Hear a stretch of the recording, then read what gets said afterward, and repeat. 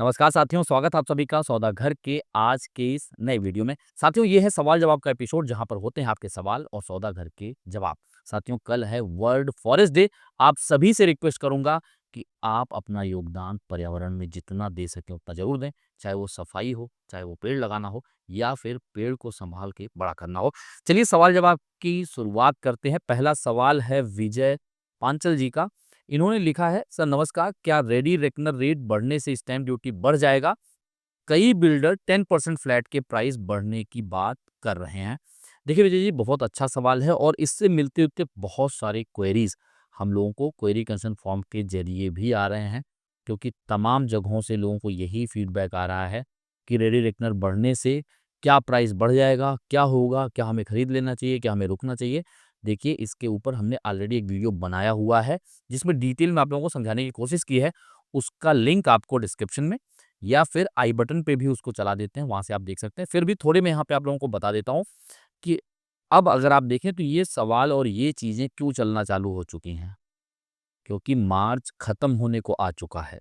और जब March ending होता है, यानी कि फाइनेंशियल ईयर की क्लोजिंग, उसके लिए तमाम हलचल जो है मार्केट में शुरू हो जाती है। देखिए, रेडी रेकनर रेट क्या है कि पिछले 1-2 सालों में बढ़ा नहीं है, तो ये चांसेस ज़रूर हैं कि रेडी रेकनर के रेट बढ़ सकते हैं। लेकिन ये कोई स्टैंडर्ड नहीं होता कि किसी एक जगह पे इतना बढ़ेगा या फिर पूरा हर जगहों पे एक ही तरीके से 10%, 5% या 7% बढ़ेंगे। ये लोकेशन टू लोकेशन और यहाँ पे सर्वे नंबर के हिसाब से भी रेडी रेकनर रेट में बदलाव किए जाते हैं। एवरेज रेडी रेकनर रेट में जो बदलाव पीछे हुए थे जब बढ़ा था, तो पुणे में अबाउट 6 to 7% बढ़ा था। लेकिन आपको समझने की ज़रूरत ये है कि जो मार्केट प्राइस है, जो सेलिंग प्राइस है, वो जो रेडी रेकनर है उससे कहीं ऊपर है। तो अगर इसमें थोड़ा बहुत परिवर्तन होता है तो इसमें खास परिवर्तन नहीं होने वाला। लेकिन हाँ, रेडी रेकनर बढ़ने से एक चीज जरूर होता है, जो प्रोजेक्ट का कॉस्ट है वो बढ़ जाता है। वो कैसे? क्योंकि जितने एफएसआई, जितने प्रीमियम एफएसआई, जितने एंसिलरी एफएसआई हैं जो कॉरपोरेशन से परचेज किए जाते हैं, वो रेडी रेकनर रेट के स्टैंडर्ड पे ही डिसाइड किए जाते हैं, उसके रेट के हिसाब से।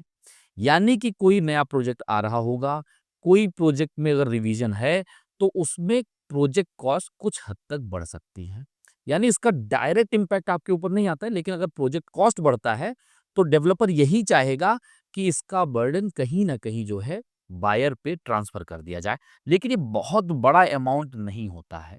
दूसरी चीज़, आज का करंट मार्केट सिनेरियो क्या है, ये हर किसी को पता है। आज की डेट में एक तरीके से मार्केट बायर ओरिएंटेड हो चुका है। यानी कि जिस तरीके से मार्केट में फ्लो था 6 महीने, 8 महीने, साल भर पहले, अब वो नहीं है। लोगों के पास समय है और एक्चुअली लोग इसी समय का इंतज़ार कर रहे थे, क्योंकि बहुत से लोगों के कंसर्न्स ये भी आते थे कि हम लोग जाते हैं, हमें समय नहीं मिलता है।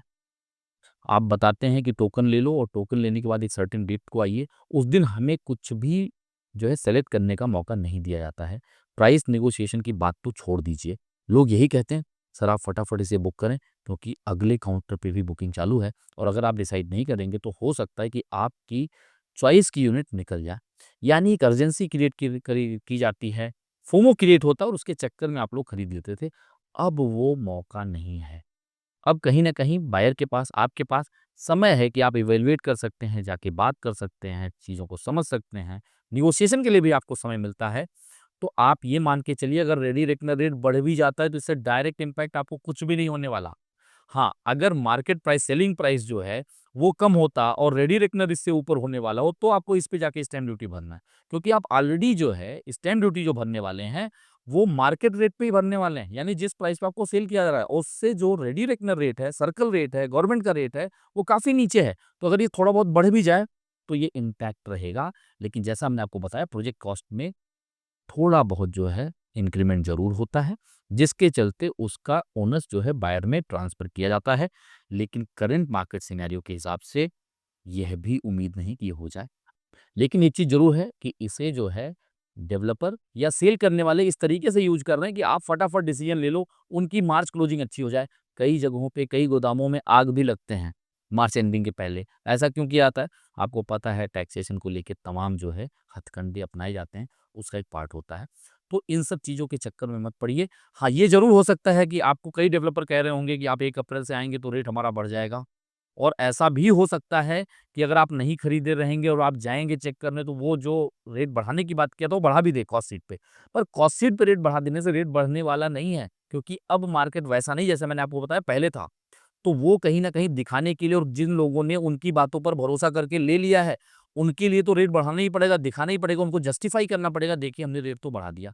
लेकिन अंदर खाने वो नेगोशिएट भी करेंगे, भले वो अप्रैल के पहले 2 हफ्ते तक ना करें, क्योंकि उन्होंने ऑलरेडी सेल बुक कर लिया है। उनका टारगेट पूरा हो चुका है, तो उनके पास क्वेश्चन टाइम हो सकता है कि 10 दिन, 15 दिन वो आपको भाव ना दें और आपको ये फ़ील कराएँ कि आपने ना लेके गलती की है। अब आपको जो मैं कह रहा हूँ वैसा कर लें, नहीं तो फिर आपका नुकसान होने वाला है। इस चक्कर में भी लोग जाके फिर अप्रैल में खरीद लेते हैं। तो आपको पेशेंस रखना है। अगर आपका रिसर्च नहीं हुआ है, आप ढंग से कोई प्रोजेक्ट शॉर्टलिस्ट नहीं कर पाए हैं, आपको लगता है कि आपने सही से नेगोशिएशन नहीं किया है, तो आपको बिल्कुल आगे नहीं बढ़ना चाहिए। अगर आपने रिसर्च कर लिया है, सब कुछ आपका हो चुका है, आपको लगता है कि आप जो प्राइस एक्सपेक्ट कर रहे थे, उसके आस-पास मिल रहा है, तो बिल्कुल आपको आगे बढ़ जाना चाहिए, उसमें कोई समस्या नहीं है। लेकिन रेडी रेकनर के बढ़ने से आपके पॉकेट पे डायरेक्ट कोई इम्पैक्ट नहीं पड़ने वाला है, इसलिए किसी भी कहने में, किसी भी बहकावे में मत आइए। आप अपना रिसर्च करिए और अपने टाइम के हिसाब से ही आप परचेज़ करने आगे बढ़िए। कहीं भी आपको कोई समस्या लगती है, उसके लिए हमने क्वेरी कंसर्न फॉर्म का लिंक डिस्क्रिप्शन में दिया हुआ है, उसके ज़रिए आप अपनी समस्या हम तक पहुँचा सकते हैं। कोशिश रहेगी आपकी समस्या का समाधान जल्द से जल्द किया जाए। अगला सवाल है प्रसाद देशमुख जी का। इन्होंने लिखा है, how about area like Chakan and Talegaon as a long term investment, price there are half compare to the Wakad and Punawale area. देखिए बिल्कुल बात सही है देशमुख जी, कि अगर आप प्राइसेस देखेंगे, चाहे वो तलेगांव हो, चाहे वो चाकन हो, या फिर अ, तलेगांव दभाड़े, इन सब के आसपास का जितना भी इलाका है, वहाँ पे आपको ऑब्वियस है पुनवले वाकड़ से तो कहीं कम रेट पे जो है इन लोकेशन पे मिल जाएंगे। लेकिन अगर आप इस लोकेशन को एसेस करने की कोशिश करिए, चाहे तलेगांव हो, चाहे चाकन हो, यहाँ पे आपको अफोर्डेबल हाउसिंग ही मिलते हैं। यानी बहुत स्पेसियस फ्लैट नहीं मिलेंगे, लेकिन आपके काम भर का स्पेस जो है मिल जाएगा। सस्ते में बेचने की कोशिश की जाती है और ये मार्केट अगर आप देखेंगे तो 2017-18 में बहुत तेज़ी से आगे बढ़ा था। लेकिन जैसे ही 2020 में न्यू यूडीसीपीआर आया, unified development control and promotion rule, जहाँ पे हमने कई बार ज़िक्र किया हुआ है आप लोगों के सामने कि जब एफएसआई कंज़म्पशन बढ़ने लगा, उसके क्राइटेरिया में चेंजेज़ लाए गए, पेड एफएसआई बढ़ाई गई और रोड के विड्थ के हिसाब से जो कंज़म्पशन होता है किसी प्रोजेक्ट पे एफएसआई का, उसको इंक्रीज़ किया गया।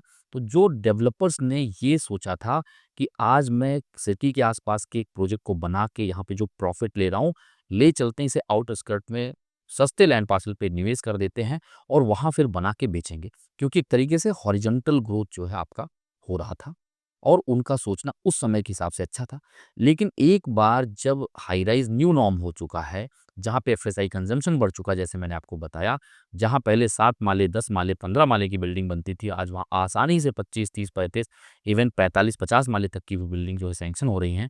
तो जो हॉरिज़ॉन्टल ग्रोथ का एक स्पेकुलेशन था, वो कहीं न कहीं डेंट हुआ है और अब जो है वर्टिकल ग्रोथ ज़्यादा हो रहा है और जिस तरीके से कॉर्पोरेशन एक्टिव नहीं रह पाई है, चाहे उसकी जो बेसिक चीज़ हो, चाहे गार्बेज कलेक्शन हो, वाटर सप्लाई हो, सीवर लाइन का काम हो, एसटीपी बनाने का काम हो, रोड के पॉटहोल्स को कम करने का काम हो, ट्रैफिक को सही रखने का काम हो, इन सब में कहीं न कहीं जो है कॉर्पोरेशंस विफल रही हैं, जिसके चलते लोग दूर जाके खरीदना कम पसंद करते हैं। और अगर आप चाकन की बात करें, तलेगाँव की बात करें, तो यहाँ पे इंडस्ट्रीज़ हैं, एमआईडीसी है चाकन में। यहाँ हैवी व्हीकल्स का आना-जाना रेगुलर लगा रहता है और आने वाले दशकों में भी लगा रहेगा। लेकिन उसके हिसाब से अगर आप देखें तो वहाँ पे रोड इंफ्रा पे इतना फ़ोकस नहीं किया गया है। कितने लंबे समय से पुणे-नासिक हाईवे की बात की जा रही है, लेकिन अभी भी अगर आप चाकन में जाएँगे, तो चाकन का जो पूरा हिस्सा है, वहाँ पे रोड की विड्थ उतनी नहीं है। रेड लाइट प्रॉपर इंस्टॉल नहीं किए गए हैं, ट्रैफिक पुलिस, ट्रैफिक पर्सनल इतने जो है वहाँ पे नहीं है, डिप्लॉय किए गए हैं, जिससे ट्रैफिक की समस्या, ट्रैफिक जैम की समस्या लगातार आप देख सकते हैं। पीछे भी 1 हफ्ते पहले ही मैं गया था और आप देखेंगे कि कहीं भी अगर डिवाइडर में कट लगा है, तो किसी भी तरफ से व्हीकल आती है और वहाँ पे ट्रैफिक जाम लगता है। कोई भी उसे हटाने के लिए तैयार नहीं होता है। इंसान थोड़ा भी अगर अपना कॉमन सेंस ना लगाए, तो वहीं पे 2-4 घंटे बिता सकता है। यानी कि अभी इसमें तमाम इम्प्रूवमेंट की ज़रूरत है। एक पॉजिटिव हलचल ये मची है कि जो निगड़ी से चाकन तक के मेट्रो लाइन की बात चल रही है। लेकिन अभी ये बात हुई है, ये अप्रूव होगा, फिर इस पे काम चालू होंगे। कहीं न कहीं ये एक पॉजिटिव साइन ज़रूर है। लेकिन गवर्नमेंट अगर चाकन के रोड पर फ़ोकस करे, उसे वाइड करे, वहाँ पे सर्विस लेन भी बनाए और साथ ही साथ यहाँ के इंटरनल रोड को लगातार जो है मेंटेन रखा जाए, क्योंकि इंटरनल रोड आप देखेंगे तो बहुत सारे ऐसे रोड हैं जहाँ पे पॉटहोल मिलेंगे, रोड विड्थ प्रॉपर नहीं है। यानी कि अगर आप उसे प्रॉपर रेगुलर पीरियोडिकली जो है मेंटेन नहीं रखते हैं, तो हैवी व्हीकल की वजह से वो समस्याएँ और ज़्यादा बढ़ेंगी और मानसून में ये समस्याएँ बढ़ती हैं, वाटर लॉगिंग के भी इश्यूज़ होते हैं। हमने कई वीडियोज़ में दिखाया है, जो कि आप लोगों ने देखा होगा, नहीं देखा तो ये क्लिप भी यहाँ देख लीजिए कि किस तरीके से चाकन के आस-पास जो है, यहाँ पे आप वाटर लॉगिंग देख पा रहे हैं। यानी कि अगर आप बहुत लॉन्ग टर्म में जाना चाह रहे हैं, आपको लगता है कि मुझे अब कहीं मिल ही नहीं रहा है, तो आप बिल्कुल खरीद सकते हैं। हाँ, आपके लिए चाकन या तलेगाँव में खरीदना तब अच्छा होगा अगर आप एमआईडीसी से जुड़े हुए हैं, आपका वहाँ से बिज़नेस है, आप अगर वहाँ पे जॉब करते हैं और आपको लगता है कि आपको लंबे समय तक यहाँ रह सकते हैं, तो फिर वो आपके लिए ठीक है। लेकिन अगर आपका वो वर्क लोकेशन नहीं है, सिर्फ़ आप प्राइस फैक्टर के लिए वहाँ पे जा रहे हैं, अफोर्डेबल हाउसिंग में जा रहे हैं, तो शायद आपको बचना चाहिए, सिटी के आस-पास ही लीजिए कि कम से कम कल को आपको एग्ज़िट होना हो, तो आसानी से एग्ज़िट हो पाएँ और आपका वर्क लोकेशन भी नज़दीक रहे, रह भी पाएँ और अगर रेंट देना हो तो ठीक-ठाक रेंटल भी आ जाए। ज़रूरी नहीं कि आप वाकड़ में ही लें, बानेर में लें, बालेवाड़ी में लें, हिंजौड़ी में लें, महाड़ुंगी में लें। आप आस-पास क्यूले में ले सकते हैं, रावेत में ले सकते हैं, मामूडी में देख सकते हैं। यानी जो आपके बजट के हिसाब से थोड़ा सिटी के आस-पास का लोकेशन है, उसे एक्सप्लोर करने की कोशिश करें। अगर आप एमआईडीसी में काम करते हैं, चाकन के आस-पास करते हैं, तो बिल्कुल आप वहाँ के बारे में सोच सकते हैं, लॉन्ग टर्म के हिसाब से।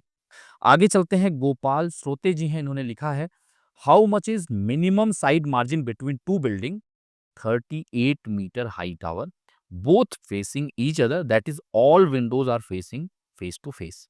देखिए गोपाल जी, बड़ा अच्छा सवाल है। कई लोगों के मन में ये बात आती है कि आखिर जो साइड मार्जिन है या जो बिल्डिंग और बिल्डिंग के बीच का जो गैप रखा गया है, क्या इसका कोई क्राइटेरिया होता है? देखिए, इसका सिर्फ क्राइटेरिया होता है फायर नॉर्म के हिसाब से कि वहाँ पे मिनिमम इतना स्पेस होना चाहिए कि नीचे से कल को अगर कोई इमरजेंसी सिचुएशन आती है, तो लोगों को इवैक्यूएट किया जा सके। वहाँ पे दमकल की गाड़ियाँ आसानी से आ सकें। ये रूल है। बाकी डेवलपर जब उसे यूएसपी बनाता है, यूनिक सेलिंग पॉइंट के हिसाब से, तो ऑब्वियस है उसको इतना स्पेस देना ही पड़ता है कि कम से कम आपका क्रॉस वेंटिलेशन और लाइट प्रॉपर रहे। लेकिन अगर वो चीज़ एज़ ए फायर नॉर्म के हिसाब से ही रखी गई हैं, तो ऐसा कुछ नहीं है कि आपको ऐसा लग रहा हो कि नहीं ये बहुत दूर होनी चाहिए। अगर उसके बीच में 60 फीट 50 फीट का भी गैप है, तो सफिशिएंट हो जाता है। यानी कि अब जैसे मैंने थोड़ी देर पहले ही आप लोगों को बताया कि एफएसआई ज़्यादा कंज़्यूम कर सकते हैं डेवलपर, तो कई बार ये होता है अगर वो हाइट में बनाने जाते हैं तो कंस्ट्रक्शन कॉस्ट भी बढ़ता है। इसके चलते वो बिल्डिंग के फुटप्रिंट को बढ़ा देते हैं। जब बिल्डिंग के फुटप्रिंट को बढ़ाएँगे तो होगा क्या, कि जो आपका ओपन स्पेस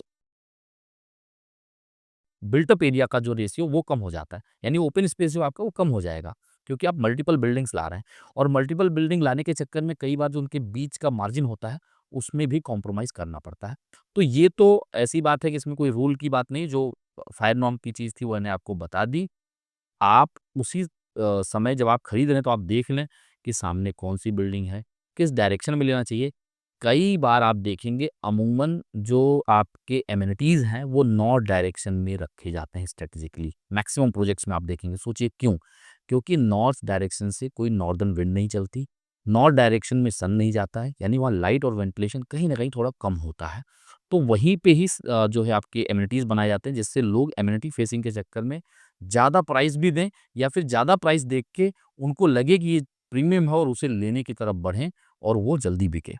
यानी कि आपको ध्यान ये देना है कि कहाँ पे लाइट ज़्यादा होगा, वेंटिलेशन ज़्यादा होगा, क्या वो साउथ वेस्ट डायरेक्शन में है, क्या वो ईस्ट डायरेक्शन में है, क्या वो वेस्ट डायरेक्शन में है, जिससे आपको ज़्यादा लाइट और वेंटिलेशन मिलने की संभावनाएँ रहें। लेकिन अगर वो पूरी तरीके से नॉर्थ डायरेक्शन में रहेगा, तो हो सकता है कि आपको एमेनिटीज़ फेसिंग मिल जाए, पर उसका करेंगे क्या? आपको हर बार टेरेस में आके नीचे देखना होता है।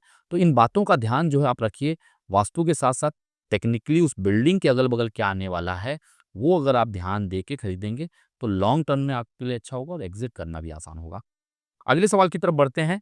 दिलीप सिन्हा जी हैं, इन्होंने लिखा है, सर 2019 में मेरे एग्रीमेंट में पोज़ीशन डेट अक्टूबर 23 था।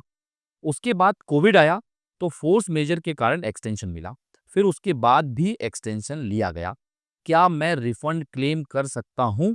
देखिए, पहली चीज़, अगर आपका एग्रीमेंट 2019 में हुआ है, तो उसके बाद ही दोनों लॉकडाउन लगे थे। कोविड-19 के, यानी 2020 में मार्च-अप्रैल के बाद जो है आपका शायद अप्रैल में ही लॉकडाउन लग गया था और फिर वही उसी समय के आसपास आपका 2021 में भी लॉकडाउन लगता है, कोविड की वजह से ही। तो लॉकडाउन के बाद ही गवर्नमेंट ने डिसाइड किया था कि इस सिचुएशन को फोर्स मेजर क्लॉज में डाला जाए, क्योंकि ये किसी के हाथ में नहीं है, किसी के बस में नहीं है। मटेरियल सप्लाई में भी जो है प्रभावित हुई थी।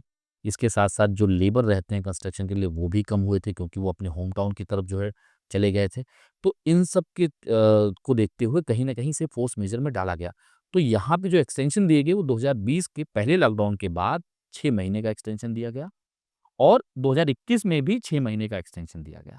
यानी आपका एग्रीमेंट इन दोनों एक्सटेंशन के पहले एग्ज़ीक्यूट हुआ था, तो ये दोनों एक्सटेंशन यानी 6 महीने प्लस 6 महीने 1 साल का एक्सटेंशन अप्लाई होगा। तो अगर आपके एग्रीमेंट में अक्टूबर 2023 था, तो ये एक्सटेंड होके अक्टूबर 2024 हो जाएगा। उसके बाद भी आप देखें तो मार्च खत्म होने को है, उधर आपका नवंबर-दिसंबर और इधर आपके 3 महीने 5 महीने डिले हो चुका है। तो आप बिल्कुल कंपनसेशन के लिए क्लेम कर सकते हैं, इर्रेस्पेक्टिव कि डेवलपर ने उसके अलावा किसी और भी पॉइंट पे एक्सटेंशन महारेरा से लिया हो। क्योंकि आपको एग्रीमेंट में अक्टूबर 23 लिखा गया था।